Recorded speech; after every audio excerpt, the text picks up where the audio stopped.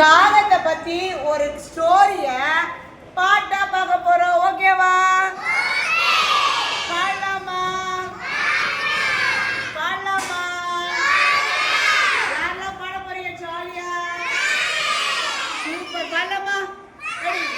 காகம் ஒன்று காட்டிலே காகத்தினால் தவித்தது, வீட்டு பக்கம் வந்தது, ஜாடி ஒன்று கண்டது, அந்த ஜாடி அடியிலே கொஞ்சம் தண்ணீர் இருந்தது. சிறிய சிறிய கற்களை